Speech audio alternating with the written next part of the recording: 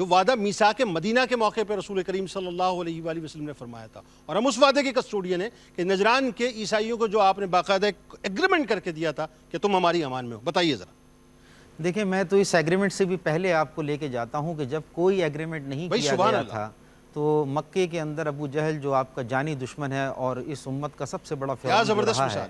تو اس نے کہا تھا کہ یہ جو اگر محمد سچے نبی ہیں تو ہم پر اللہ کا عذاب کیوں نہیں آتا، ہمیں تباہ و برباد کیوں نہیں کرتا، ان کی سچائی اور حقانیت ہم پہ واضح ہو جائے جیسے پہلے قوموں پر عذاب آیا ہے۔ تو اللہ نے آیت مبارکہ میں ارشاد فرمایا